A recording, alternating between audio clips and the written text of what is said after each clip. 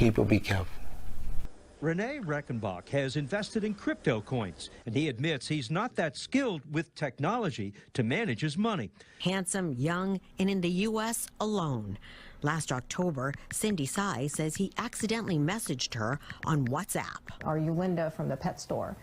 And I messaged back and said, wrong number. That seemingly innocent exchange quickly escalated into Cindy sharing personal information, including her cancer diagnosis. Please. Ricky Smith doesn't want anyone else to go through what he's experiencing. I'm in a terrible situation now because I have no other assets at this point. A few weeks ago, he was having trouble with transferring some of his cryptocurrency.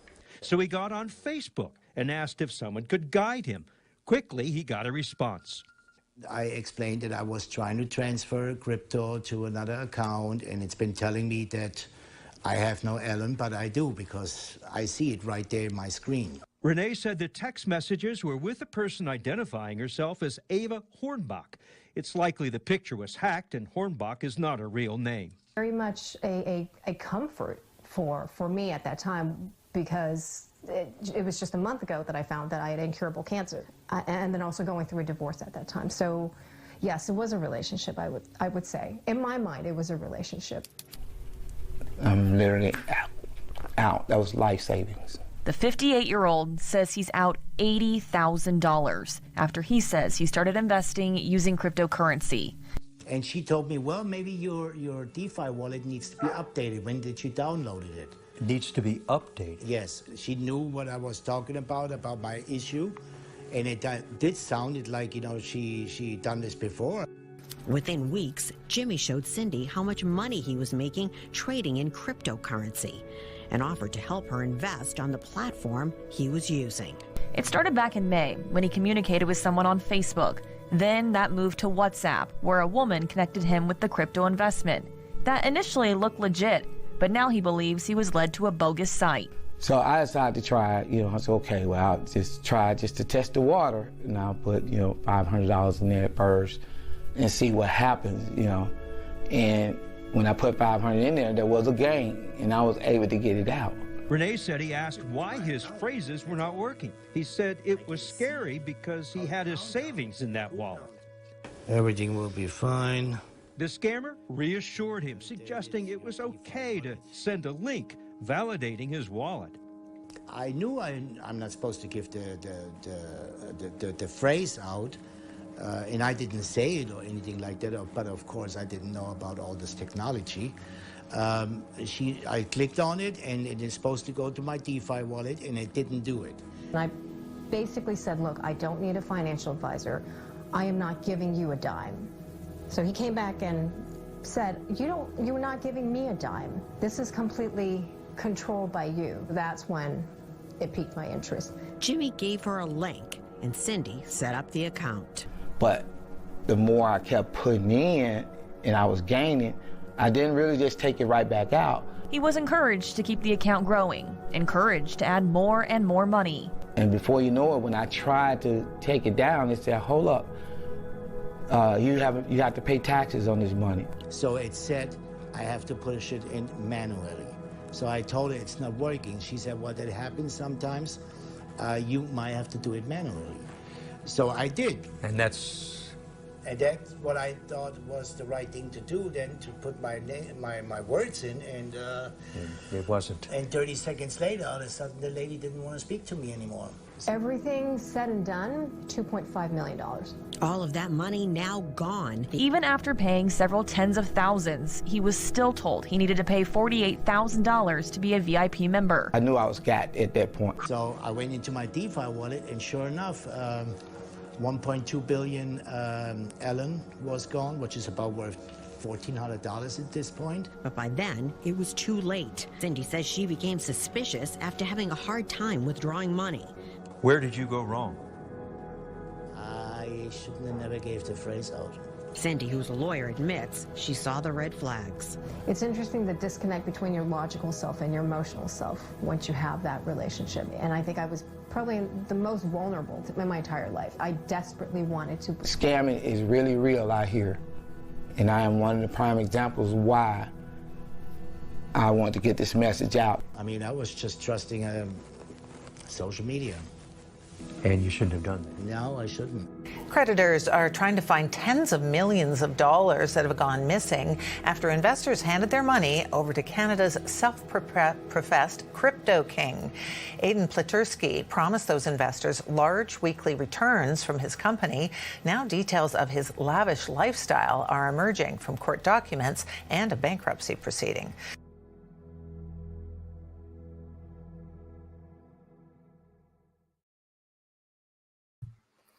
Hello, all of my fabulous, beautiful people. How are you all doing today? I hope that you're all having an amazingly fabulous day and that intro did not just put you down in the dumps.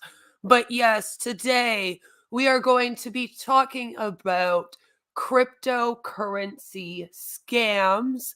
There is a crypto scam that has happened here in Canada. We are going to be discussing Canada's self-proclaimed, as you heard at the beginning just now, crypto king. And we are also going to be discussing another recent cryptocurrency scam. You just heard some victims that were speaking out as well. This is the new thing. It's almost like MLMs came out and they all began scamming. And now we have cryptocurrency out here scamming. I know many of my viewers also watch the Recovering Hunbot, and they are very much aware of OneCoin and that huge scam, as well as a few others that I have covered here on my channel. I want to talk today about crypto scams, like I said, but also how you can protect yourself.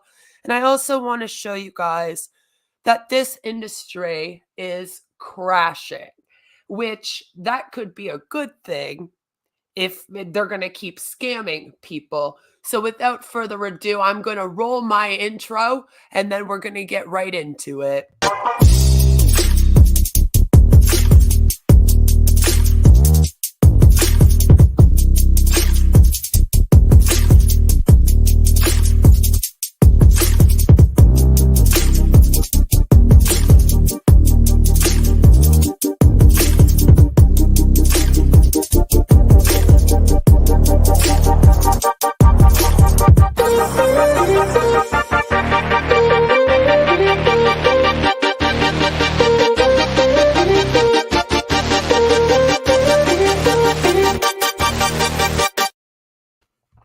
So I do just want to apologize first off for being a few minutes late. I did try to write some comments right before I went live. We have one of those PA systems in our place and it beeped and it was like, we are going to be doing fire alarm testing. I am pretty sure that they are done. If for some reason the fire alarm just randomly starts going off while we are going through this, I will quickly mute. Like you'll probably hear it go off. I'll mute because I don't want to make anyone more deaf than my voice and me screaming at you would already make you. And then I will play our favorite hustle culture sketch almighty song. And by the end of that song, they should be done whatever they're doing. But the good news is that they did test the fire alarms right before I was able to come live. It's just I needed to, be almost 10 minutes late due to that. So I want to apologize. Hello, Joe. Good morning. I hope that you're having a great day at work. If you are at work today, let me know. Hello, Moonface. Good to see you. So like I said, we have this crypto king here in Canada. This last week, the story's really come out. They've been talking a lot about this gentleman. And so I would like to discuss what's going on here. And I think we should start with that because as a Canadian, I am just kind of like, really, I want Canada to be better. Okay, Joe, so you are out early again. Well, I mean, I wouldn't complain about that, but I just hope you still get paid for your time. So here we have this gentleman, if you could call him that. I don't just come on here, by the way, to tear apart scammers, although if I am going to tear apart anyone, I do have to say people that prey on people don't feel too bad for it. But I come out here to warn people of what's out here, the scams that are out here, what to look out for so that you can keep yourselves safe. If you are somebody that is investing in crypto, I personally think the whole thing's a scam. However, I still, if you're investing in this, don't want you to get scammed, okay? I can sit here all day long and say, do not invest in crypto. You might still go invest in it. So at the very least, all I ask is that you listen to some of these stories and just take this stuff into consideration so that if you are going to go and invest in this, you can at least protect yourself and try to do it as safely as you can. That's all I want to do. And I think it's important to talk about, the scams to look out for so that you can protect yourselves. So this gentleman, his name is Aiden Platursky. I'm probably going to butcher that last name this whole time. But again, don't really care. Maybe you shouldn't have scammed this much money from this many people because it was $35 million to over 140 investors, which is ridiculous. This dude is 23 years old. He's just off to an amazing, amazing start at life, right? Gotta love being 23 years old and scamming people out of like 35 million. All the scammers can't be American. Sorry. I know, Joe. I know they can't all be, and they aren't, right? I mean, that's the thing about a lot of these scams is that they are international scams. We have scammers everywhere, every single country that are doing these scams, unfortunately. So this gentleman, yes, 23, only 23 years old. Do better, sir. You got time if you don't end up in jail for the rest of your life now. 2 McLarens, 2 BMWs, and a Lamborghini make up just a few of the $2 million worth of assets seized from this 23-year-old from Whitby, Ontario, which I just want to point out is not that far from me. As his investors try to recoup millions of dollars, they hand it over to the self-described, he proclaimed himself as the crypto king. I don't think there was a vote. I don't think other people called him that. He just said so himself. It's kind of like how I came up here and I'm like, Queen of Spade, and I announced myself as a queen. He did it too, I guess. But the problem is all of his assets don't even equate to what his investors claim they're owed by him. Creditors are working to unravel where at least $35 million provided to him and his company, AP Private Equity Limited, for cryptocurrency and foreign exchange investments ended up. Yes, it disappeared. Just poof, gone. Where did it go? We don't know. We're still trying to find it. And this was according to a fraud recovery lawyer and also documents that were filed in 2 separate actions. So we have a couple lawsuits going on, like he's getting in trouble, which I actually like to hear about. Please do get your money back. If you are ever scammed by someone like this, okay, take them to court.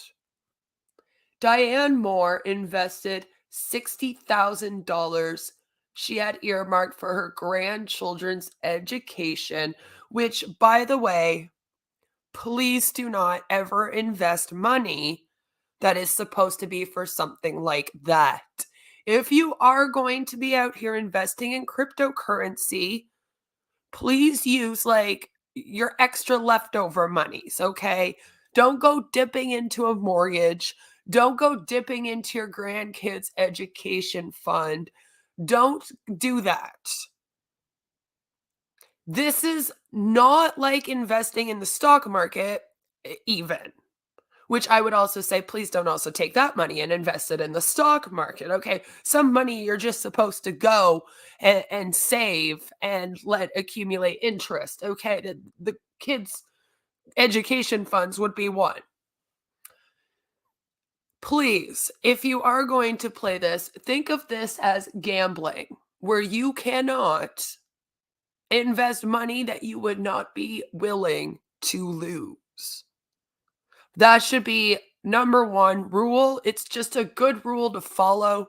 And that way, if you do get scammed like this, at least it's not coming from your grandkids' education fund, right?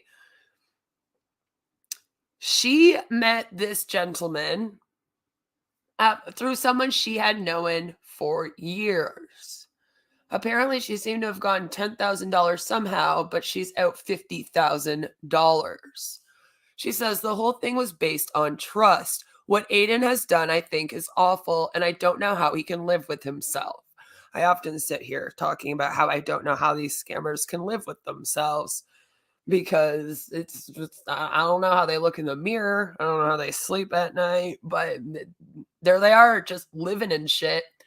The terms of Moore's investment included a 70-30 split on any capital gains, with 70% for her and 30% for Aiden, which, if it's ever the other way around, you're definitely being scammed.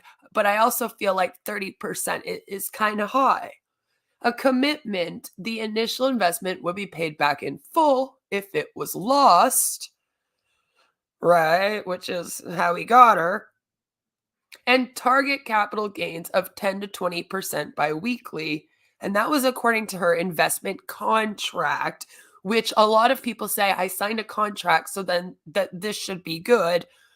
No, not necessarily, unfortunately. We are living in a time where even when people write up contracts and NDAs and all this kind of stuff, it still might not be legally binding. It still might not have be an ethical contract, a good contract. Always have this stuff looked over by a lawyer if you're going to be signing this stuff, or ensure that it is binding.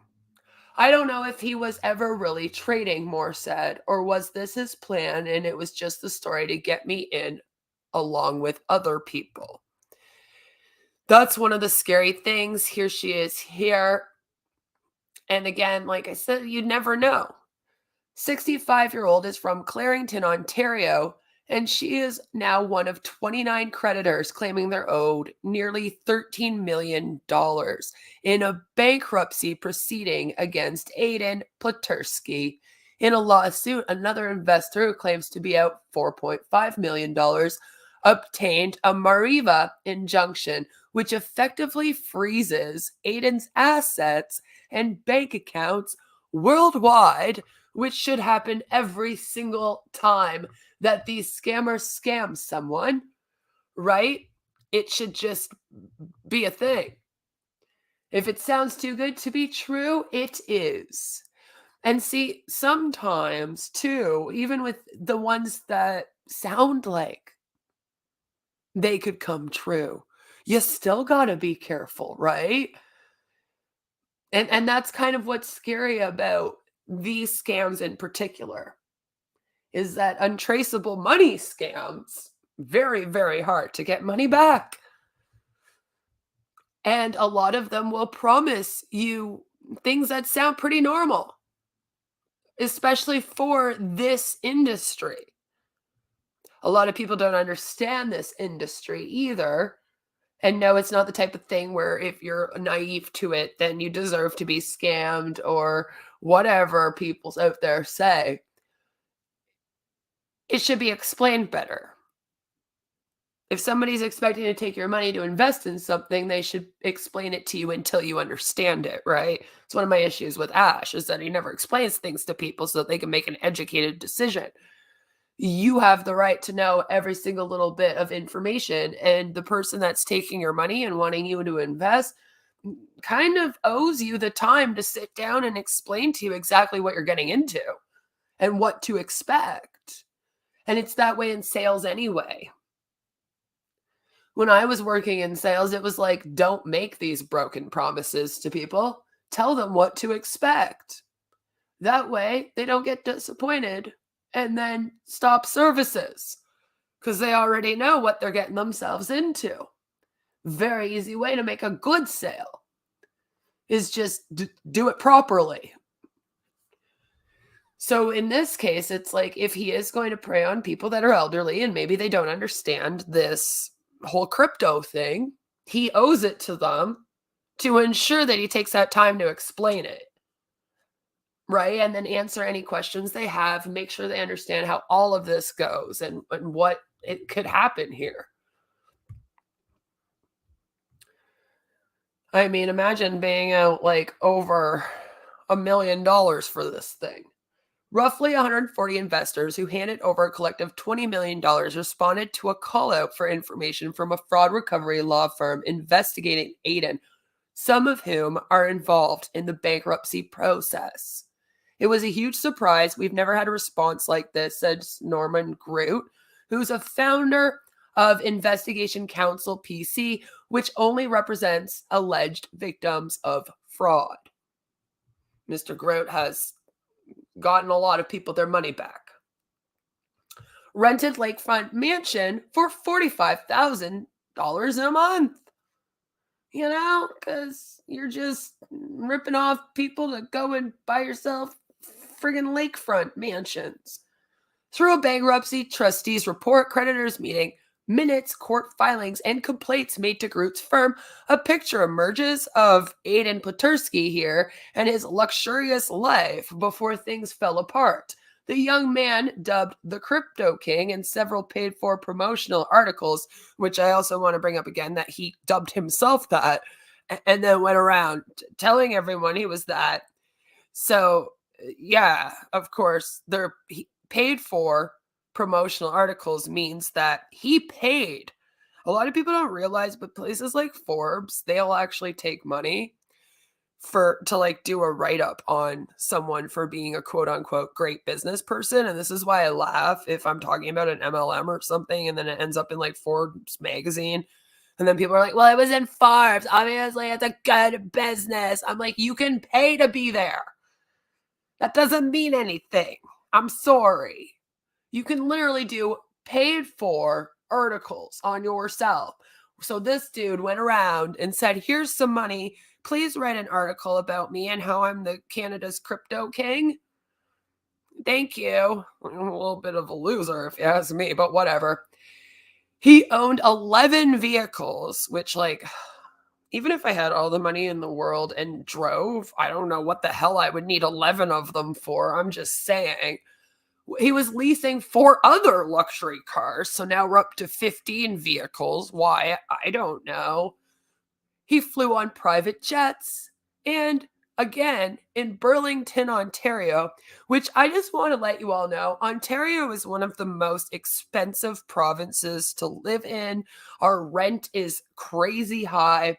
I know recently Moist Critical did a video about a really teeny tiny Toronto like loft, I guess you would call it, apartment, condo, whatever. And it was ridiculously expensive. That's normal in Toronto. They're all that size, or just a little bit bigger, or just a normal size, like 2-bedroom apartment can go for like $4 million in downtown Toronto, for example.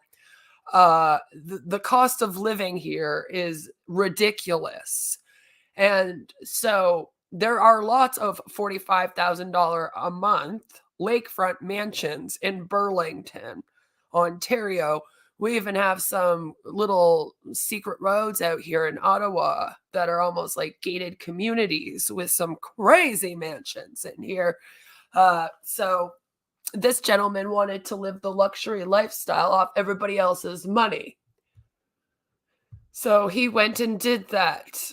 I'd be happy with 2 cars. I mean, I'd be happy with 1 car. I don't know. Like if I drove and the hubby drove, maybe we would need a car for each of us, but I don't know what you need 15 cars for. I'm just saying, like, it makes me laugh sometimes to think about what rich people spend their money on. And I grew up with money, and even my parents didn't have any more than a couple vehicles and stuff because they were at least humble about themselves. I don't understand why you need all this. He had a large lifestyle burn rate, but it doesn't account for the amount of money that's missing, Groot told CBC Toronto. So even when they take all this man's assets and they add up what he's spent his money on and like everything, I mean, all of his assets, all of his prized possessions, all 15 of the vehicles and whatnot, they still can't come up with the number of the money that's missing. It's the maths still don't add up. Why are you beeping at me? Oh, there it is again. We'll be right back.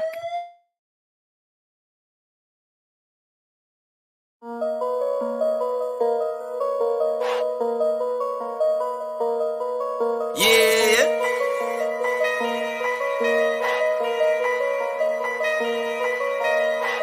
I don't ever get exhausted. Can't wait to say that I made it. I've been working on patience. This year I know that I got it. Hot guy with the shots, boy. I ain't missing my target. They thought it was done. They thought it was over. I told them I just getting started.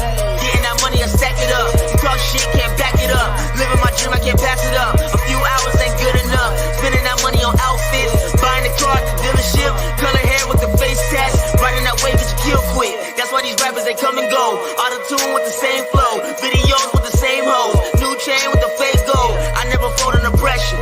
Hold that my music gon' live on forever. I'm bringing it all to the table. I'm serving you niggas just like I'm a waiter. I've been working on business plans. Trying to move like a businessman. Oh, you wanna be a boss too? Learn to handle your business, man. I got a couple arrangements. I just been doing it different. I'm trying to build up engagement. Gotta keep working and putting out content. They say this was the ending. It's only the beginning. Watch me get away with murder, about to make a killing. I ain't stopping, I ain't quitting, I ain't giving up for nothing. Someone come and tell these motherfuckers I'm just getting started. I'm just getting started. It's only the beginning. Someone tell these motherfuckers I'm just getting started. Now fuck with the drama. I'm trying to fuck up some commas. I'd rather make me some dollars. I'm doing good, just like my karma. Two-face, I can't trust that. You spread lies, I state facts. Heard your songs. All right, I think they are done. At least they didn't make a liar out of me this morning. So there's that. Yes, I am sorry, Joe. Like I said, they already did it.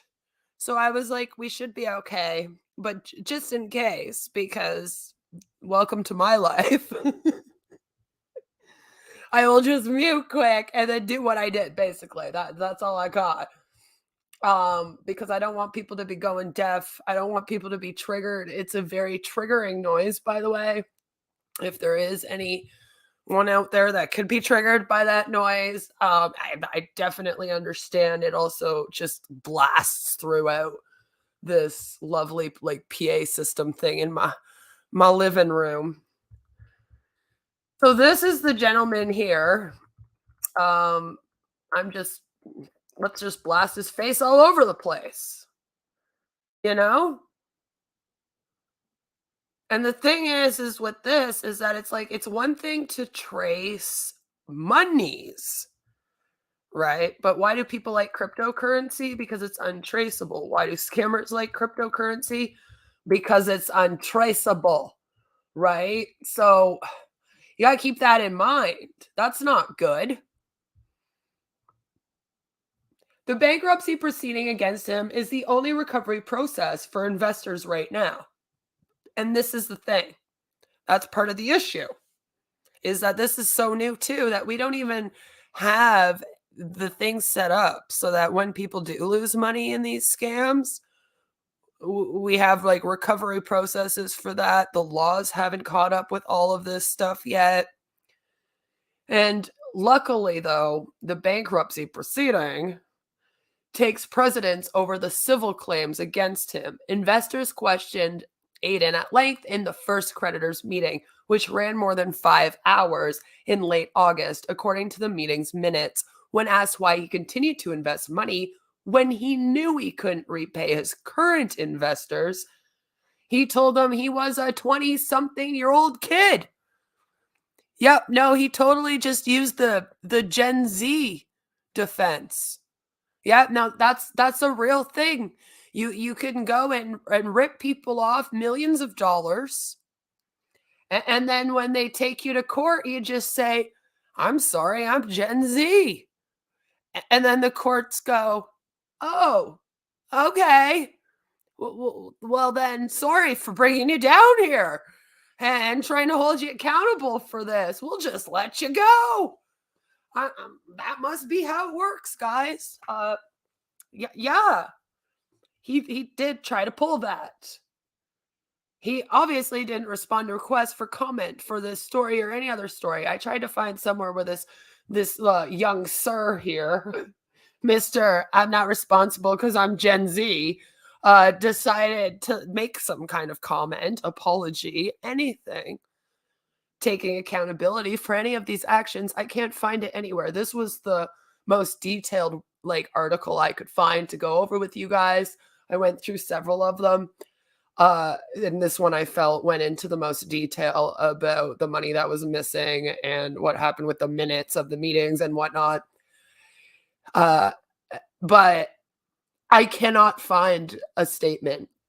I don't think he has released one at all. I think he's just, again, I'm a 20-something-year-old kid, so I'm not responsible. His lawyer claims that this is wildly exaggerated. I wonder if the lawyer's okay with the Gen Z defense. Wonder if it was his idea. Just tell them you're Gen Z, man. They'll let you off. In an email, Petersky's lawyer told CBC Toronto that his client disputes many of the claims against him. No shit, right? That's part of the problem, sir. And believes the financial claims from many people who gave him money have been wildly exaggerated. With his 15 cars and his private jet trips and his 45, oh, sir. He started investing in cryptocurrency as a teenager, and people gave him money to invest once they saw how much money he was making for himself and people around him. But he never solicited money, according to the lawyer, Michael Simon. He just makes me sigh, man. I don't know how that's... Okay. Shockingly, it seems that nobody bothered to consider what would happen if the cryptocurrency market plummeted, or whether Aiden, as a very young man, was qualified to handle these types of investments. So it's their fault. The thing about hustle culture right now is that most of hustle culture is young people. Young people telling older people to come and invest in things because it's the new way to be. So I don't think that people are thinking, oh, this person's young and unable, because it is all the young people that seem to be making bank off of this stuff. So even to the elderly people, they're like, well, they must know what they're doing. They know tech more than me. You guys may have heard some of the victims at the beginning of this video. The kind of said, I don't know technology, right? So that's part of the issue here, is that they almost put trust in younger people because they think, oh, well, they know tech more than us. They know about this cryptocurrency more. They know what they're doing. And that's not the case. So that's another thing. Be careful. Just because someone is young and seems to look like they know what they're doing when they're investing in cryptocurrency, that they probably don't. Aiden has been cooperating with the bankruptcy process and is hopeful that it will work out in the most equitable fashion for everyone involved, including his damn self. Let's be real. He doesn't care about other people. Look at, here he is with probably his girlfriend or something in front of his Lamborghini, which is lime green, because of course it is, the color of money. In the creditors' meeting, the trustee stated that Petersky claimed he lost most of the money given to him in the late 2021 and early 2022 in a series of margin calls and bad trades. But as of August 29, the trustee hadn't received anything to support that, despite requesting evidence of trades and bank statements from Platursky here. He doesn't even want to hand over the bank statements. Why is that, sir? Is it because all we will see is money going into your bank account and then buying lime green Lamborghinis here? Just wondering, When asked about his record keeping for investment funds, he told them he was a Gen Zer. He told the meeting he was very unorganized, did not keep track of his finances, and didn't keep a record of an indebtedness or payments. Basically, excuse me, he pretty much was like, I'm sorry, I'm 20 years old and fucking irresponsible with money. What do you mean? Am I supposed to keep track of that crap? Huh? You mean when I ask other people to invest in me, I'm supposed to keep records? Shit, man. I was just going to parties and stuff. Investors also asked about a number of potential assets, including luxury cars, watches, and gold bars. When asked if he had ever owned a Patek Philippe watch, and if he did, what happened to it, he told the meeting he never owned one. He has never owned a watch with a value greater than $600,000, guys. I've never owned a watch with a value greater than like $1,000, but this young sir here is like, what do you mean? I don't have fancy watches. I've never had a watch that's cost me over over $500,000. What do you mean? All my watches have been under $500,000. I promise. Okay, I'm not living large here. CBC Toronto also reviewed the Mariva injunction that was ordered as part of an investor-led lawsuit against Aiden here that was superseded by the bankruptcy proceeding. In the ruling that granted the injunction, Ontario Superior Court Justice Philip Sutherland lays out the investor's claim that he was provided with pictures and videos of statements from a foreign exchange cryptocurrency trading platform that showed $311 million. Sorry, I have no clue what happened to my mouth there. In the account of his company. So once again, when they went and looked at his accounts, apparently it had $311 million in it. But when the investor checked with the trading platform independently, without it being shown through Aiden's account, right? He was told that Platursky and his company did not have accounts with such funds. They're like, what do you mean? What do you mean? I don't know. What were you looking at that I showed you in the account of my company? It's just ridiculous. Like Moore, the investor from the lawsuit claims the terms of the investment involved a 70 to 30% split on capital gains, and if the funds were lost in the full initial investment, would be repaid to the investor in biweekly installments. And guess what's not happening? The goal for the capital gains would be 10 to 20% growth biweekly. If it's too good to be true, it likely is not true. Joe H., my mod, just about 10 minutes ago.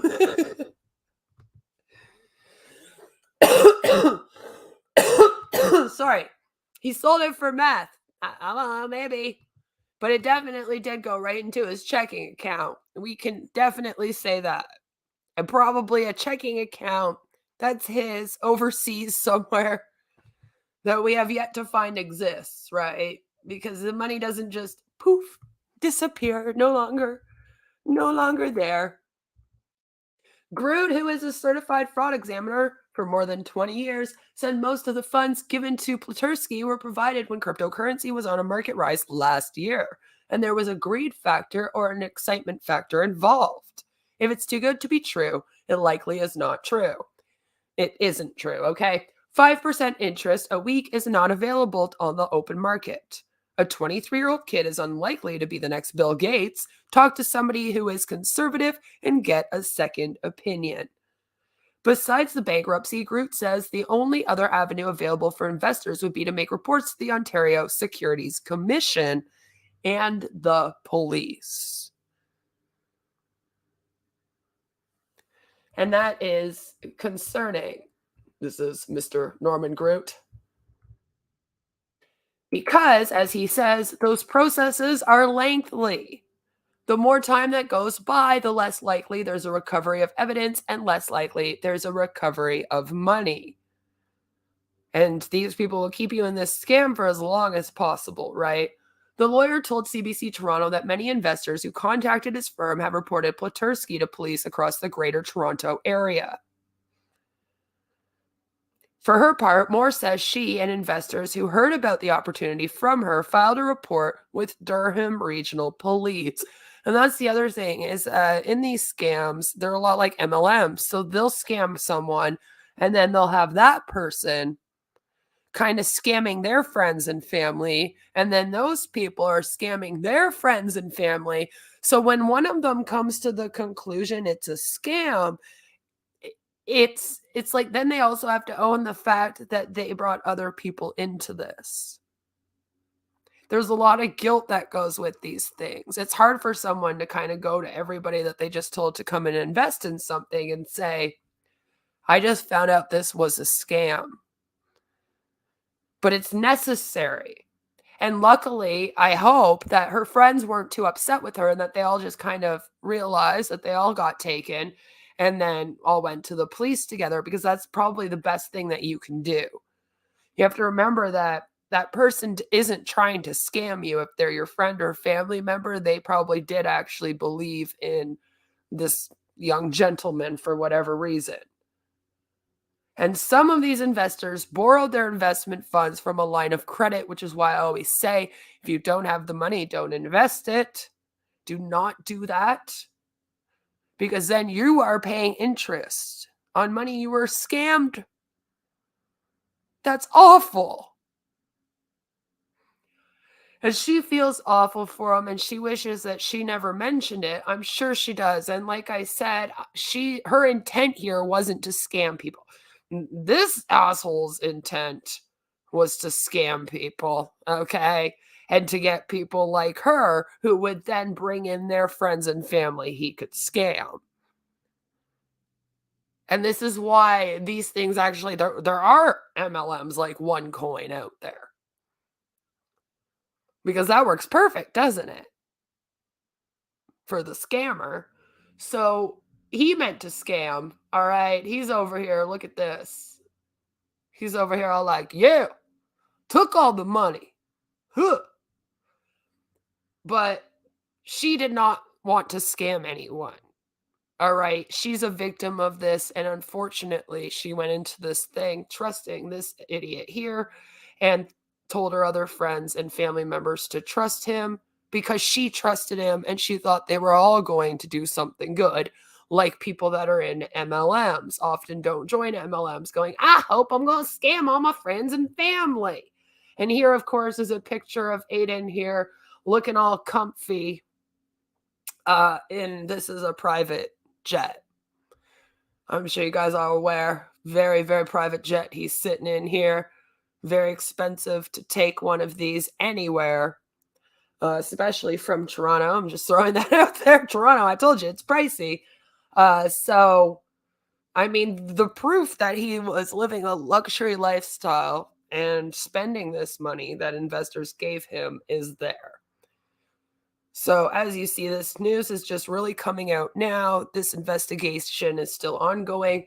So I will keep all of you updated as time goes on and we see what happens. Hello, good morning, Angel. Yes, I hope you're having a fabulous day.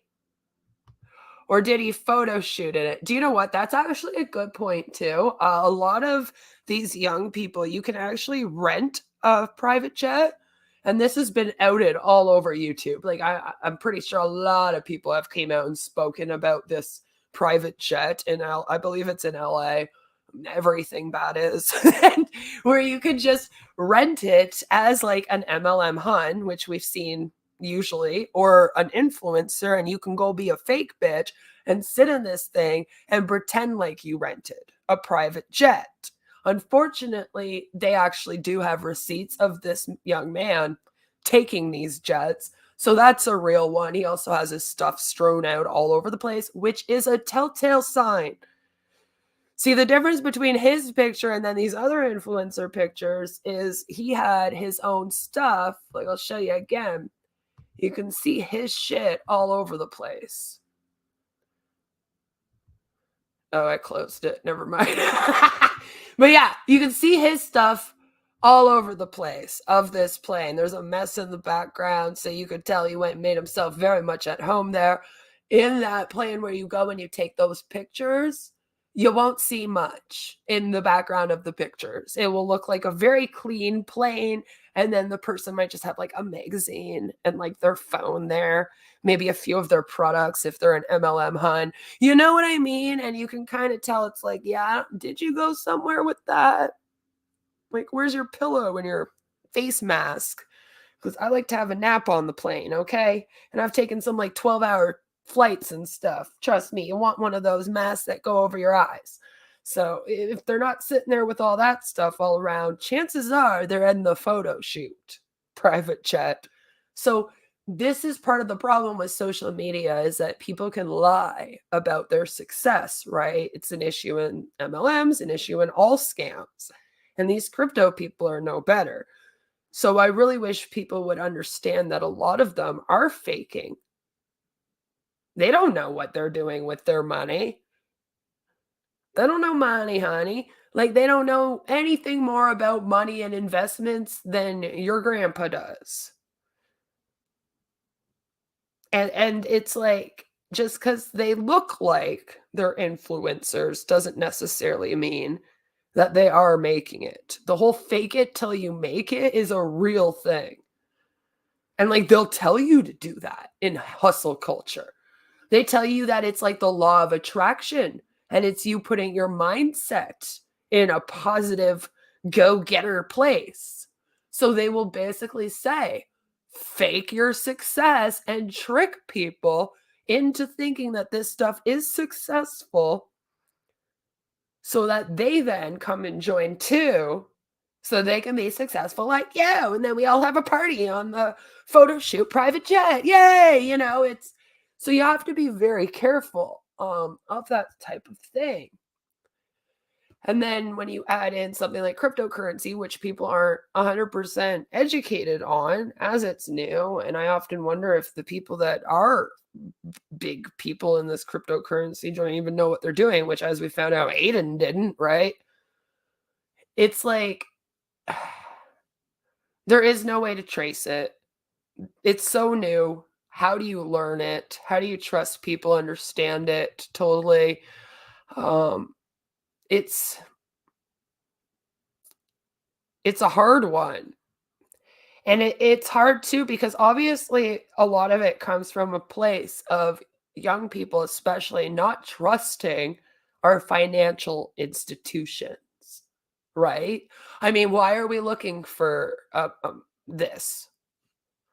So you have to kind of think, what's the need here? Why are people going to cryptocurrency and no longer trusting financial institutions? Obviously, there is a very much bigger problem here that needs to be fixed and discussed. And we have to figure out how we can get that trust back and make financial institutions more trustworthy and ethical, instead of going and opening up something like cryptocurrency that can't be traced. Scammers are just all over it. And it's not the answer to not trusting these financial institutions, right? But I feel like that's where it comes from. It comes from a place of these young people, especially, not trusting banks, not trusting the stock market, not trusting those things. So they're trying to create something that they feel is more trustworthy and better. But as we've seen, that's not the case. And I have another case of that here in another story of people getting ripped off. Because, as I'm talking about, this whole world is lawless. There are no laws really here. Laws have not caught up, like I brought up. And because of that, there's no real protection. And it's funny because if you're coming over to do cryptocurrency because you don't trust banks, right? And you don't trust the stock market, know that this is even less regulated. So therefore, less trustworthy. So therefore, not the answer to that problem. And that's kind of my point whenever I come out here to talk about these sorts of scams, is it's like, this is not the answer though. Because this is the opposite, right? If you're like, I don't trust the financial institutions in the stock market, but I trust crypto, crypto can be manipulated a hell of a lot more than the stock market can be, or your bank account can be. And then when this happens, these scams happen, there is nowhere to go. You can get insurance on your bank account. You can't get real insurance on this monies. So that's what I mean. You have to be very, very careful. Consider it gambling. Right? Like, consider it the same as gambling. If you wouldn't throw money into a slot machine, don't throw it into this. And don't throw anything into this that you wouldn't be willing to lose in a slot machine. And that's just a good rule to go by. And then as long as you do that, go have fun. Lily was celebrating her birthday when she realized she has been scammed. What an awful fucking time to come to that conclusion. The 52-year-old Londoner was enjoying high tea with her daughter, who works at a hedge fund, when talk turned into a vexing financial problem. Lily, which is not a real name since we want to protect people out here, and these companies will come for their victims, had started trading cryptocurrencies in March of 2021 under the guidance of friends she had met online. This young lady here is my least favorite Toronto financial cryptocurrency lady, and she is all over the news. I put her in my thumbnail. She drives me absolutely bonkers, and she's on here talking about how the crypto crash may not be a bad thing. But then she's not talking about how it's not a bad thing because the cryptocurrency should crash and then people would stop getting scammed. No, she's talking about how it's not a bad thing, so you should still invest in it. I'm not very pleased with her at all. Get off my screen. Don't listen to her. At one point, Lily was up $1.4 million. One bad trade later that year had obliterated, poof, gone, most of her gains. Still, she had about $300,000 US in one of her cryptocurrency trading accounts, close to the total amount she had invested. That is way too much to invest in this. Please be more careful. Put off by the losses, she was ready to quit. To liquidate her remaining tokens and cash in, she was told she had to pay some tax. In the US, especially, you are made to pay taxes on your winnings. Here in Canada, you don't. You have a certain amount that you can get that you do not have to pay taxes on. I'm pretty sure that if you get like $1 million or something, right, then the more money you make, the more taxes you pay. That's how it goes. But in the US, every time you win money, you got to pay taxes on that. So then it makes this a whole other issue of, are you going to then have the money to be able to pay the taxes even if you do make money with this thing to then withdraw the money? You see how this is just on a loop of scamminess? Right? Does that make sense? The amount of taxes, okay, ends up being like a good portion too. of the money you make. So she tried to wire money to the trading platform, and then suddenly it bounced back like a freaking basketball. What's going on? Lily's daughter had heard enough to be alarmed, and with a sinking feeling, Lily realized her newfound friendships and foray into cryptocurrency had been an elaborate scam. This moment of clarity was the start of a grueling fight for justice. But we're out here like, go, Lily, go! Lily is one of thousands of victims swept up in a tidal wave of fraud that accompanied the cryptocurrency boom during the pandemic, which shame on these scammers for preying on people during a time when our whole world was vulnerable.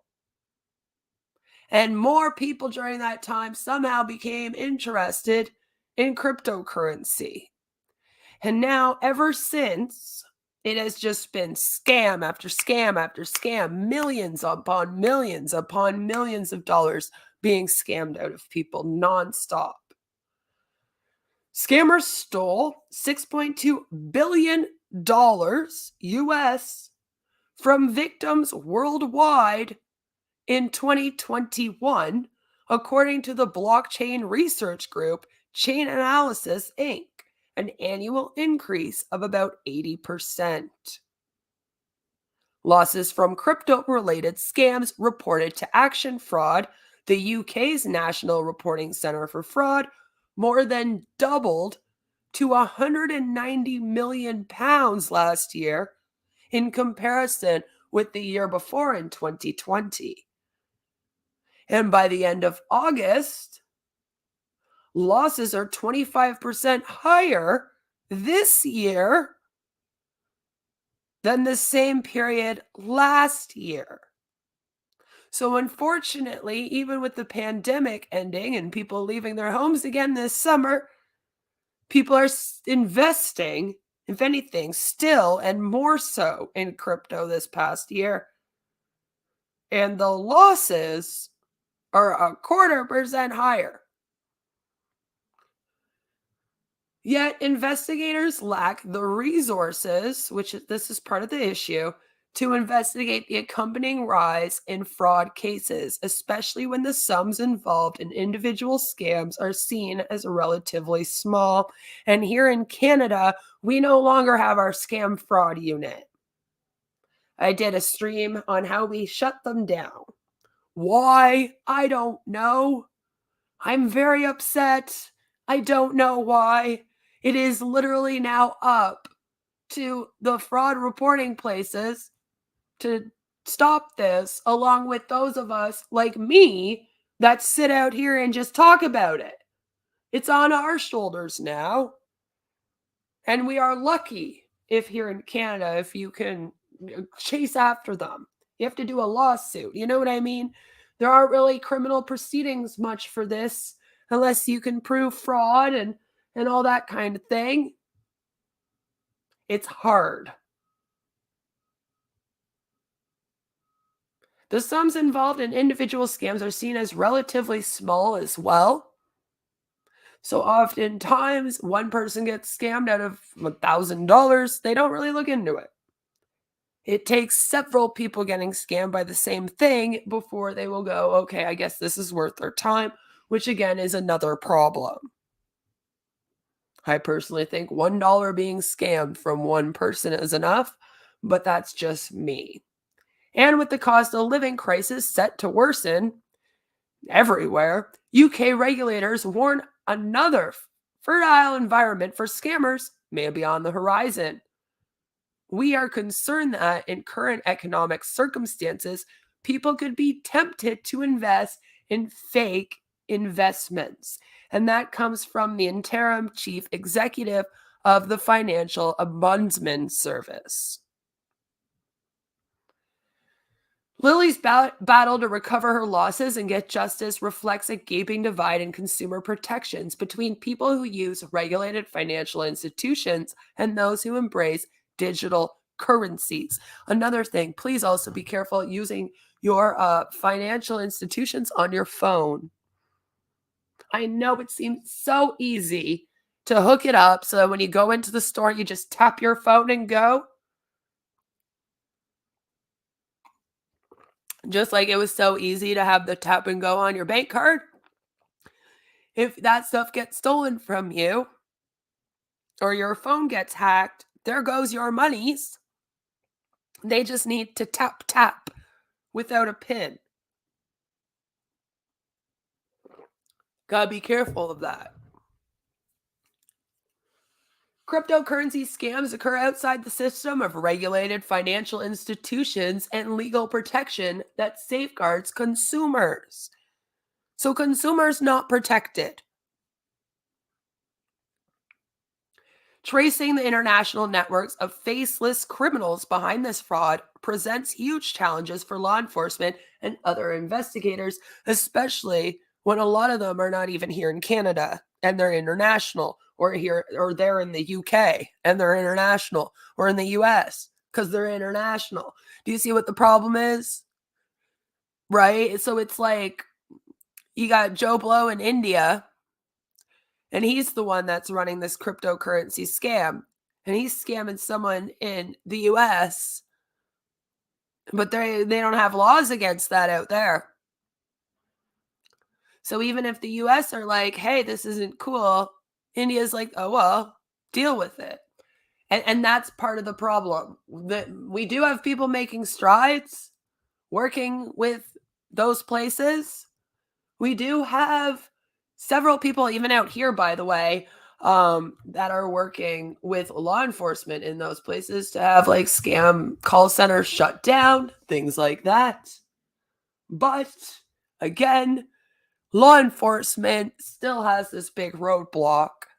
And that's why we need people like me that are just going to sit here and be like, this is happening. Beware of it. I have everything on my phone on a passcode, no face recognition or finger recognition, because I don't want people to kill me and use my dead face or thumb for access. Yes, I watch a lot of true crime. But that's the thing, is that as soon as you don't use that passcode, I know it's easier for you, but then you have to think it's also easier for the scammers, right? I don't trust any of that stuff either. That's what they are doing for Ash, yes. Yeah, and that's the other thing. Ash would probably love to help these people scam more people. So, like, it's so hard because investigators, law enforcement, they can't do much. They hit a roadblock. Inevitably, due to the nature of cryptocurrency, that it's irreversible, anonymous, and global, it's obviously attractive to fraudsters. And that's part of the issue, of course. It is the currency of scammers right now, 100%. All of them are using it instead. Even the call center ones that call you up at dinner time and tell you to go get gift cards and whatnot, now they're telling you to go get Bitcoins. The two friends who introduced Lily to cryptocurrency, having earned her trust over months of chatting online during the loneliness of lockdowns, did not exist. It is possible both aliases belong to one scammer. It is also possible that there is a freaking call center of just a bunch of people sitting around pretending to befriend people out here. As we saw at the beginning of my stream here, the gentleman said it was a beautiful young woman that wrote him and was like, send me your passcode, I'll help you. And then all his money was gone, right? Do you think that was actually a beautiful young woman? No, that was probably Abu Dhabi, who lives in India in a call center, and the guy's 40 years old and a fat incel. Okay, I'm sorry, but that's just the truth. And that's what I mean. The new thing is also these romance scammers are now scamming with cryptocurrency. Or the cryptocurrency scammers are, of course, using romance, as we saw. There were two cases at the beginning of this of someone kind of using their looks. And, the one guy was flirting with the girl. She was like falling in love with that dude. And then he set her up with cryptocurrency and then stole all her money and then disappeared. They will do anything to gain your trust. even try to make you fall in love with them now. They shared pictures that testified to their wealth, posing in front of a Bugatti, which, again, I just want to point out too, people will walk around, not own these cars, and like go and pose in front of them. There have been videos released of people that have fancy cars like this coming out of a store to random people sitting on their freaking car taking pictures. They're like, what are you doing? Get off my fucking car. Like, what's going on? So again, you can't trust anything you see on the internet, especially in this hustle influencer culture we're living in. And they were showing off a fluffy white dog wearing a Burberry scarf. All the while, they encouraged Lily to plow more money into her apparently successful cryptocurrency trades, which again, they can manipulate these boards. Blockchains are not like your bank account. It is literally somebody sitting on a computer and a computer software that is controlling those numbers. They can go in at any time and change them. I've talked about this before. You don't even know if the numbers you're looking at are real. That's how dangerous this is. She sold one of her 2 flats in London to raise cash for investments. Don't do that. Please don't do that. She later discovered the trading site her so-called friends had recommended and the app she had downloaded were spoofs. See? Non-existent. Fakes. Even though she has lost a significant amount of her life savings, Lily and her fellow victims are unlikely to receive much help.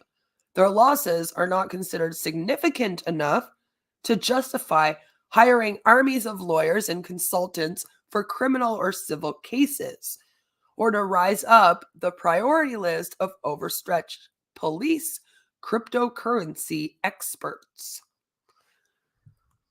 And that's the sad part of this.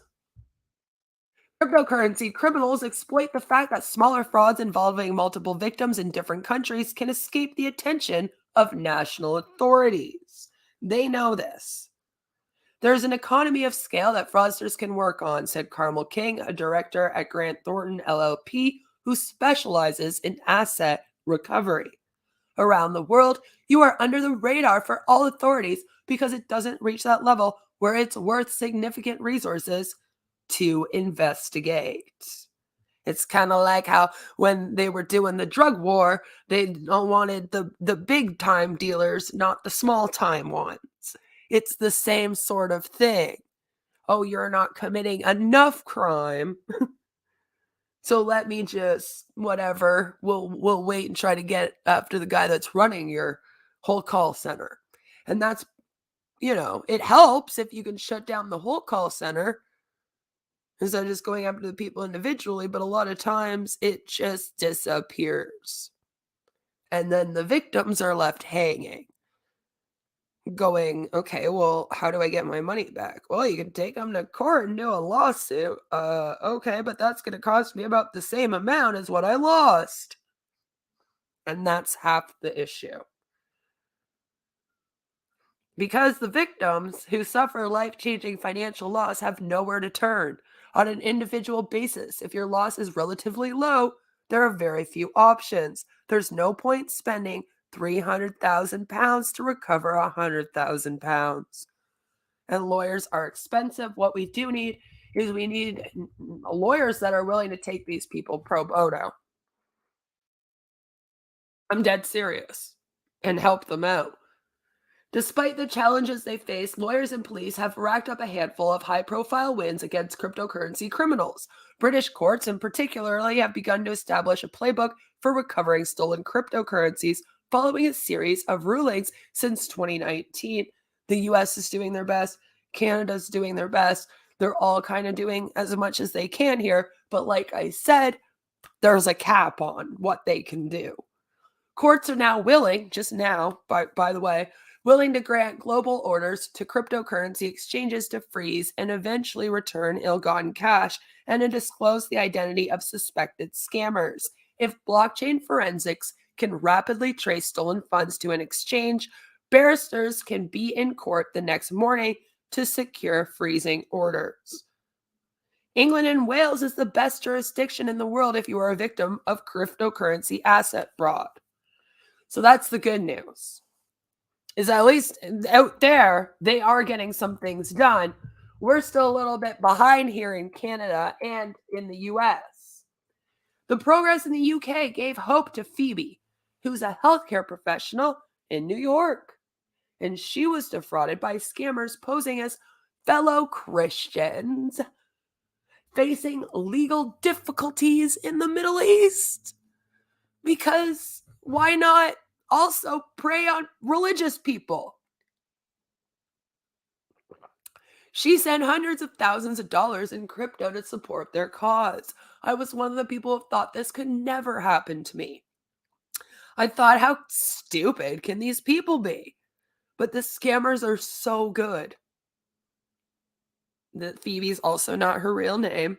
Maybe it's Princess Banana Consuela Banana Hammock or whatever.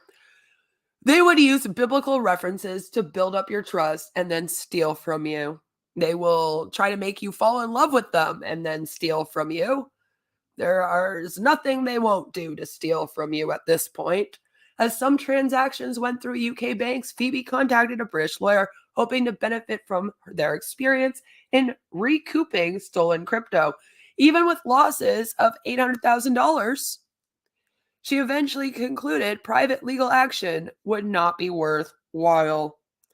So this woman lost $800,000 and still could not do legally what was necessary, right? It would still not be worth it. It would end up costing her almost the same amount. So then imagine if you lost $1,000. Are you then going to try to take someone to court? Probably not. You lost $100,000. Are there many people watching right now that could just hand over $100,000? No. I think even if you have it, you cannot just hand it over to a scammer. So again, this is part of the problem, is that the private legal action is not worthwhile. Muldoon and other lawyers who specialize in cryptocurrency are inundated, probably all day and night long, with pleas for help, but say the tactics that have led to a handful of successful legal actions in England are out of reach for most victims. I can't help everyone. Often the amount of cryptocurrency is so small that I can't advise that they spend the court fees. And good on this person as well for being honest with them and not just taking their money and scamming them again. Also, be careful of people doing that. That's also a thing. You know, I'm just saying. They're also faking being part of banks and stock exchanges with websites and apps using the logos and offering crypto trading. Exactly. There is nothing that they will not do. They will make an app. As we read above, like that lady that invested, Lily, she like downloaded apps and everything. They said, here's the apps we use, download them. And it ended up all being fake. Like, that's worrisome.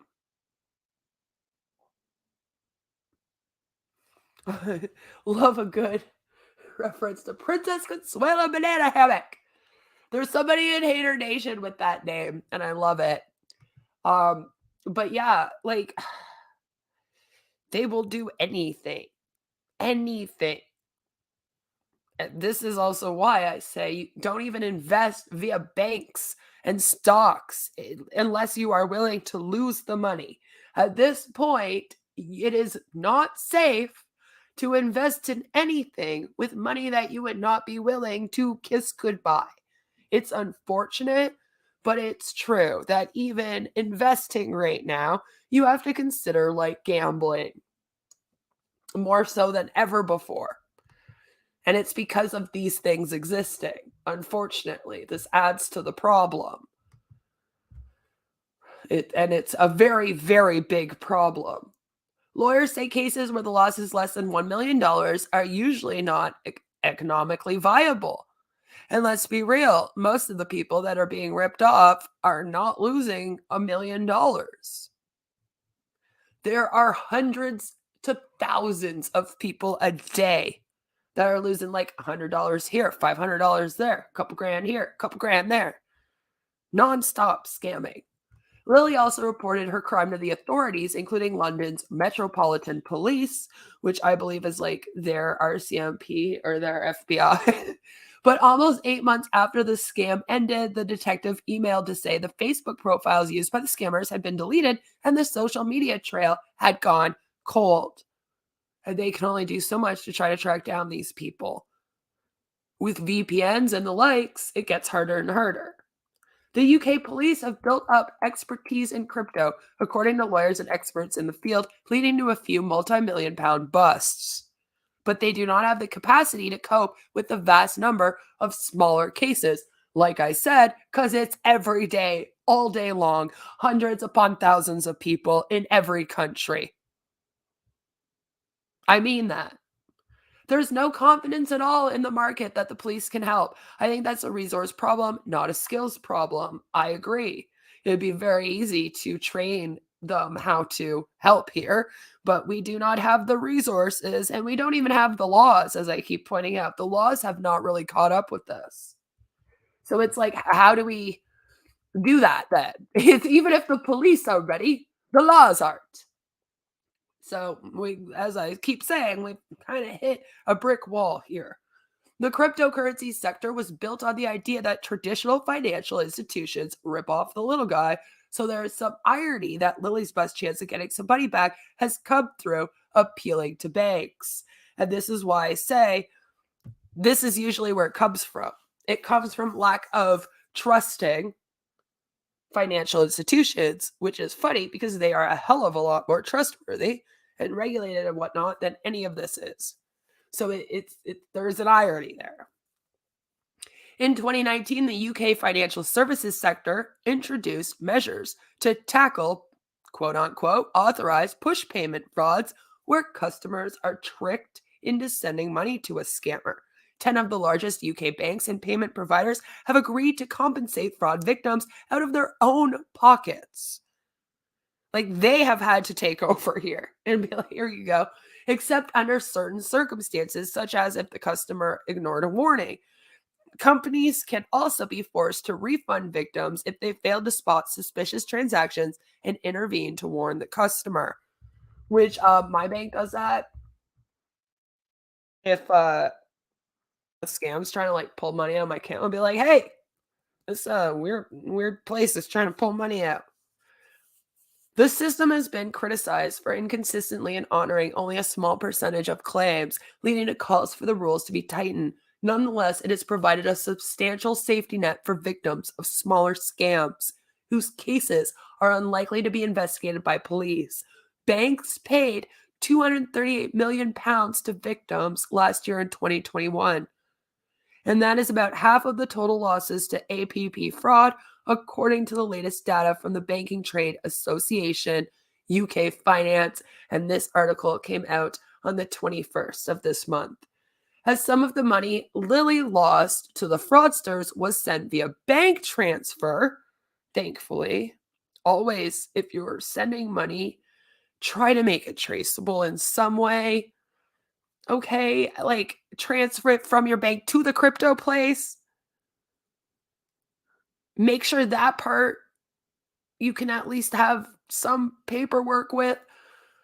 The two banks involved in her case have offered to refund about 30% of her total losses, which isn't 100%, right? She has complained to the Financial Ombudsman Service and is arguing for more, which you can also do that. Always go to the Financial Ombudsman. Ombudsman. I'll never say that word right either. That's the best way to go. Commission officers, that kind of thing. Jury at the Ombudsman Service explains that cryptocurrency cases often fall outside the scope of these protections because the first transaction leaving the victim's bank account does not go directly to the fraudsters. Right? So what they do is they guide victims to buy cryptocurrency on a legitimate exchange and then send the tokens to their wallet. And then those are the tokens that are usually scammed. But I mean, at least if you have as much on paper as you can, you got a better chance, all right, than if you got nothing. One of the issues with many complaints is that the code excludes payments that don't go to another person in the first instance. It's always difficult, but with cryptocurrency, it's very difficult to get your money back. You're almost always relying on redress from your payment provider.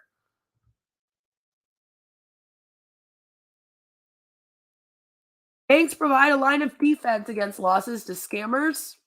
Underlines how heavily the percentage approach to tackling scams relies on regulated financial institutions, which is why it is just not smart to start creating unregulated financial anything. You regulate the intermediaries as a form of protection, and if they are not there, it's a real problem. It's the essence of the entire crypto project to disintermediate finance. And that's part of the issue. Cryptocurrency exchanges, the companies that provide user-friendly services to buy, store, and trade digital assets, come closest to replacing the role of banks.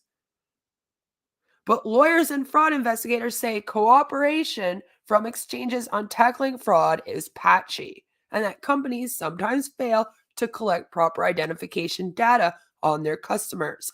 Identifying the fraudster via a court order to an exchange is a key step in most anti-scam cases. Sometimes it's great. You get a linked bank account or a real passport. Very often it's complete garbage information. It's a fake passport or a fake utility bill, and that's it.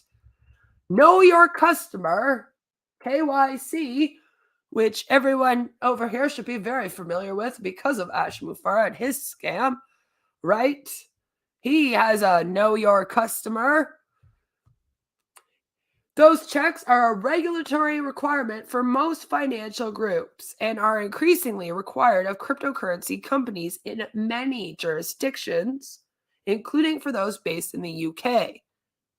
Many of the largest cryptocurrency exchanges aren't subject to these requirements as they're based offshore. This is why I'm saying a lot of these are in other countries where the same regulations are not kept. OKX, for example, lets users make daily withdrawals of up to 10 Bitcoin with no KYC, equivalent to almost $200,000 US. Unlike banks, crypto exchanges that locate themselves in exotic places aren't subject to the same rigorous standards. So even when you can get KYC information, often the quality is very poor. In August, a U.S. Congressional committee, Jesus Christ, Queen, wrote to 5 of the largest exchanges to express concern over the apparent lack of action by crypto exchanges to protect consumers conducting transactions through their platforms. Exchanges insist that KYC systems are robust and that their collaboration with law enforcement and ability to detect and trace fraud is better than that of many traditional financial institutions. The quality of information and the assistance that we provide is so much better than I was ever able to get from a bank, said this person. I think some of the criticism that cryptocurrency exchanges face are outdated and not based on facts because you are brainwashed. Blockchain busting. Fraud investigators see the potential afforded by board transactions being recorded on transparent and unalterable blockchain ledgers to make fraud easier to fight. Again, the block.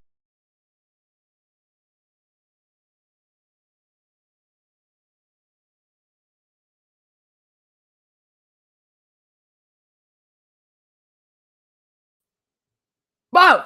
I don't know what happened there. I'm so sorry. So here we have the blockchains. Blockchains can be fake.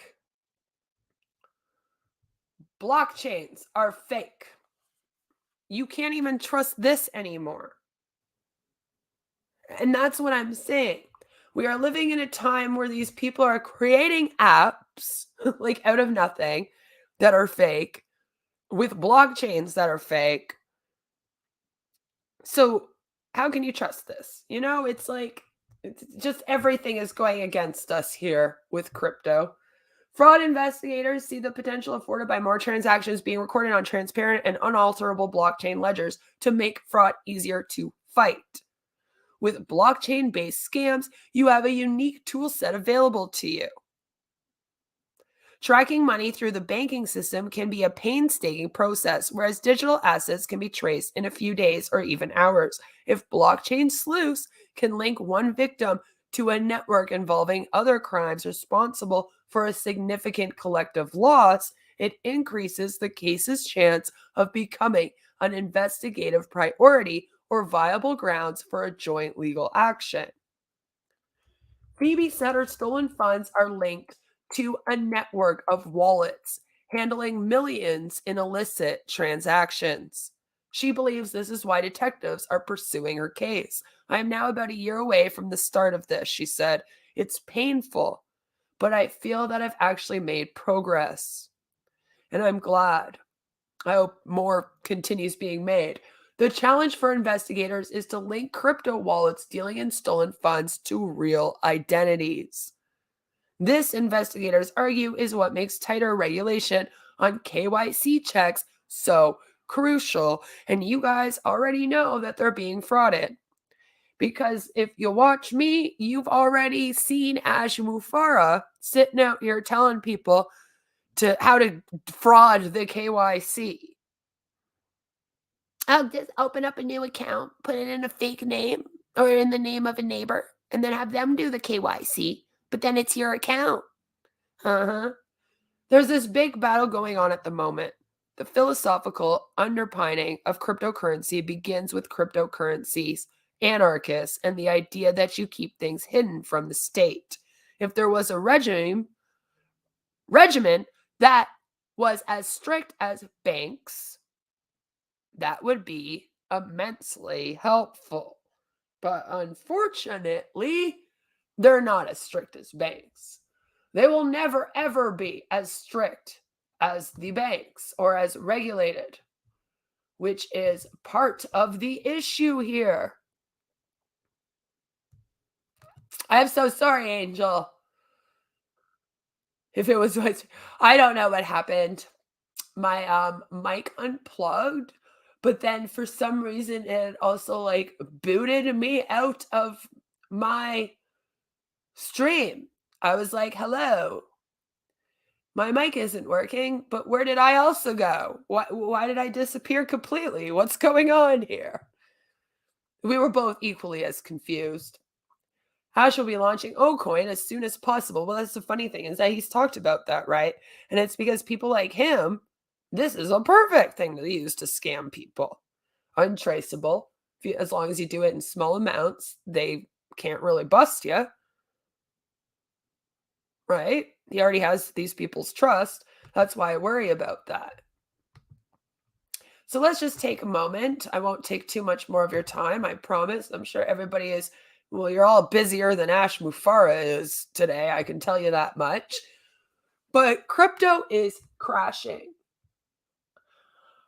This here says that after many months of hype, the cryptocurrency market is crashing. Last week, the trading and lending platform, Celsius Network, paused all withdrawals, citing extreme market conditions. Another trading platform, Coinbase, laid off nearly 20% of its workforce, warning of a potential extended crypto winter. Some $2 trillion in value has been wiped out. That's worrisome.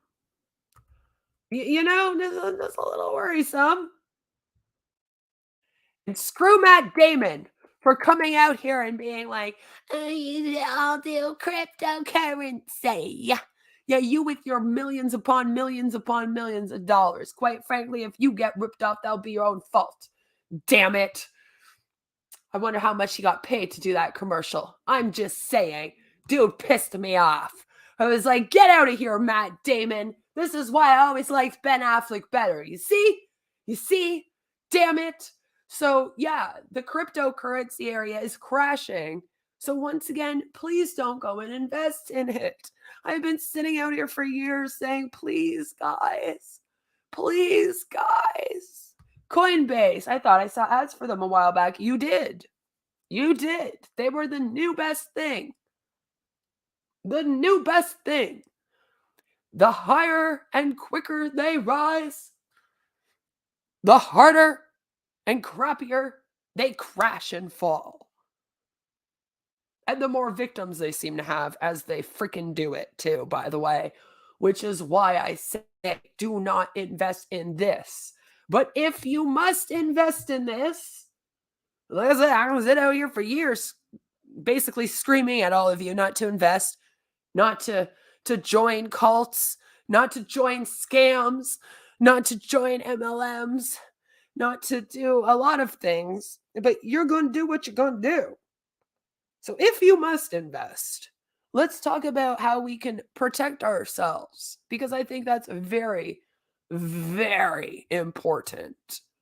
I'm glad I didn't apply for a job with them. They were offering really great jobs for, designers, fully remote with great pay and benefits. And then CoffeeZilla, King CoffeeZilla, started issuing warnings about them. That's basically what happened. And that's what you'll see as well, right? That's actually a good point to bring up. They don't only scam people out of their money for investing, they will also scam people out of jobs, like full-on real jobs. They're the new MLM that shows up, right? Sounding all great. Then you go to a few interviews, and then you're like, wait, this thing's a fucking scam. Damn it! Thought I was applying for a real job here. Same sort of thing. And the issue is, Angel, is that if you had shown up there for that job, you would have been told how to fuck with the system, basically. That's what they're hiring you for. To run the blockchain. To make it easy for them to, take out money from people, right? And be manipulative with their numbers. There have been people that have come out and spoken out about OneCoin and other crypto scams like that have worked and left because they quickly realized while working there that that's what the job was. Right? And it's like, you're obviously just looking for a great job. You don't want to scam anyone. But it's always with great pay and benefits. Yeah, of course it is. And that's why it's tempting to most people. And that's what I mean. So they're not just scamming people that are in crypto that are investing. They're also scamming people like you that are just looking for legitimate jobs in a tech field. And that's what I mean. It's not okay. It's not okay. And then the funny thing is, well, it's not that funny, actually. It's not funny at all, but that's just the word I chose to use for some reason, is that if you had joined and then this thing's going down, you going down with it. And that sucks. And they don't explain that to people that apply for these jobs either. Right? You think you're at a legitimate business. And then all of a sudden you're being told to manipulate numbers and you're going, that's a little weird. And then all of a sudden you're elbows deep in a scam going, how the hell did I get here at this job? The fuck just happened? And then they're getting caught and then you're getting charges and you're like, oh, for fuck. It's happened to people before. So you got to be really freaking careful, and shame on them for, preying on anyone that they can, but that is what scams, unfortunately, shall do. So, let's talk about the red flags, because like I said, I can sit here all day and tell people not to invest in crypto, but people are still going to be investing in this. So if you are going to invest in this, at least know these red flags, common ones here, so that you can protect yourselves. So it says, How to protect Bitcoin and cryptocurrency. To protect against these scams, here are some of the common red flags. Number 1, promises for large gains or double the investment. Number 2, only accepting cryptocurrency as payment. Also, be aware of anything accepting only cryptocurrency as a payment. Anything in our world. Number 3 is contractual obligations. Whenever someone tells you to sign a contract, please ensure that you are signing something. Like, I know, take it to a paralegal friend of yours or something, have them look through it. Don't ever just sign anything. Number 4 is misspellings and grammatical errors in emails, social media posts, or any other communication. As is with all scams, as is why Bill Musk Productions makes my head spin.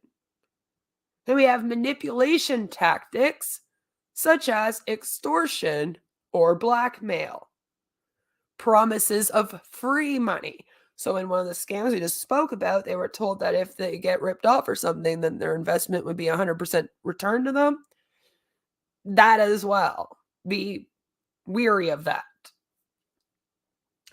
Fake influencers or celebrity endorsements that seem out of place. A lot of these companies will pretend that celebrities are endorsing them. No, they did not pretend that Matt Damon was stupid enough to do a cryptocurrency damn ad, but there are some celebrities out here that are not endorsing these things, but the companies will put their faces on it. Very similar to how Ash Mufara claimed that he was sponsoring the FIFA World Cup. And just like we spoke about the fake private jet, that's a real thing. So be careful. Minimum details about money movement and the investment. Again, if you are giving your money to anything, you have full right to know every single detail about where that money's going, what that money's doing, what you're going to get out of that money. You have the right to ask questions. Don't you ever let people tell you otherwise. They want your money. They can answer your questions. They can tell you every single part of the process if you want to know every single thing. And I highly, highly suggest that you do want to know everything, okay? They tell you it, or else you don't give them your money. Same with on passive, right? You guys get mad when Ash doesn't answer questions. Same sort of thing here. You have the right. Nobody has the right to take anything from you and then not tell you what's going on. You have the right to all of those details. And if they ever tell you that they're not going to give you those details, you have the right to be like, no, I'm not giving you my money. Peace out, homie. And please do. Several transactions in one day is always a red flag. And you'll even hear these people tell people to make several transactions. You'll hear them claim that you're going to get several investments back. Things like that are weird. Always be wary of places that tell you that you're going to get payment often or every day. Okay, I never trust any of these businesses that say, we pay you every day. I'm always like, that's not good. I don't trust it. Then they go on to say, protect digital wallets from scammers by practicing good digital security habits, such as strong passwords, using only secured connections or VPNs, and choosing safe storage. There are 2 types of wallets, digital and hardware. Digital wallets are hosted online and have a higher rate of getting hacked. Know that. Hardware wallets store information such as the cryptocurrency wallets and keys offline within a device. They too, though, can also get hacked. So be careful. That's why I don't trust these things. Remember that cryptocurrency is not insured by the Federal Deposit Insurance Corporation. So keeping it safe is vital. And never give your wallet keys or access codes to anyone. Never. Again, that was the mistake that gentleman made at the beginning of the video, where some pretty girl said, I'll help you with this. Just give me your key and your password. And he trusted her, and then there goes all his money. You know, be careful of that stuff. Look for those signs. Ask questions. You're a consumer. All consumers have the right to ask questions, especially if they're going into something that they're investing in. Once again, ask those questions. Try to find out the information. And always, always, always follow your intuition. I promise you that if something feels off, it's off. And you should get away from it.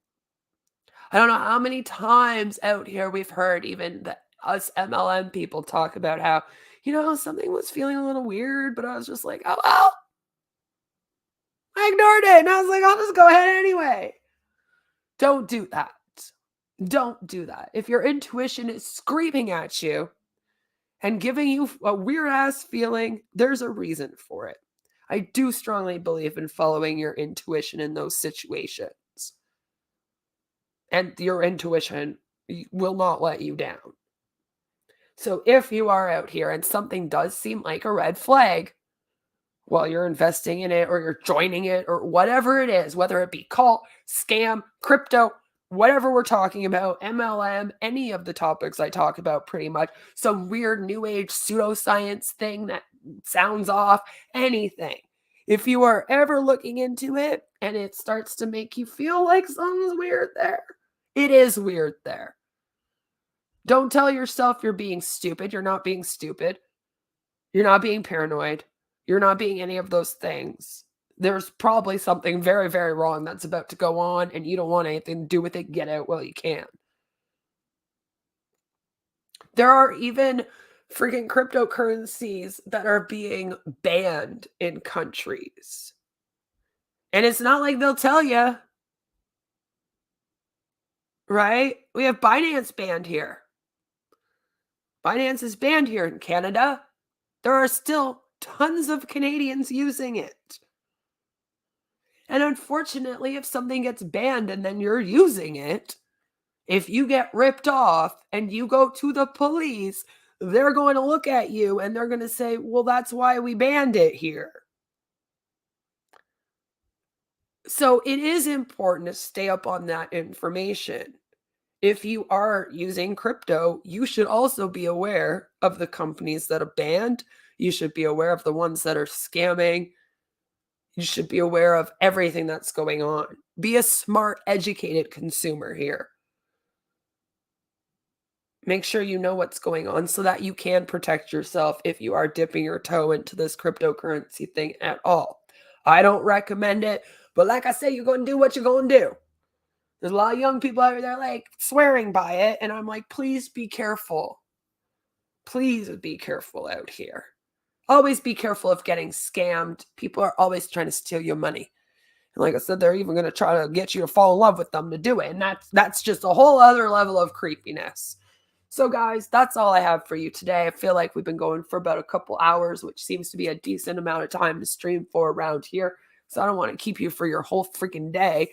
So again, there are some cases. I gave you some via video. I talked about some with you. We talked about Canada's Aiden Crypto King and the bullshit he's pulling, and I will keep you updated. Also, soon I am going to be updating you on Razzle Khan, our favorite rapper of all time. If I'm not going to dip my toe in acid, right? You might as well be. But yeah, she's we're going to be talking about her. If you don't know who I'm talking about, Razzle Khan, I did a video on it. She is one of the major reasons why I enjoy rapping the most. And yeah, I'm thinking of even doing a Razzle Khan-esque style wrap for the update. We'll see how it goes. I'm hoping to get that done next week. So stay tuned for that. I have another stream tomorrow where we're going to be talking about LinkedIn scams, because that's a scam that's been bouncing around again as people are going back to work after the pandemic. People are looking for jobs. A lot of people did, unfortunately, lose jobs during that time. And now people are out here all over LinkedIn. And we got some crazy stuff going on. So we got to talk about that. And then we will see where it goes from there. I think I'm going to be talking about some pseudoscience and culty stuff this weekend. And I will let you know. And again, I'll keep you updated on all of these things that we talked about today. Yes, the motherfucking crocodile of Wall Street. That's right. That's right. So we're going to be talking about her again soon. So stay tuned for that. I am trying to deep dive a lot of these crypto scams because I do think it's very important. And I do think we don't have enough people talking about them. And they pissed me off because a bunch of crypto bros went and tried to sue a Tozy, and I'm mad, okay? So fuck crypto and all of their scams, and have a fabulous, fabulous day.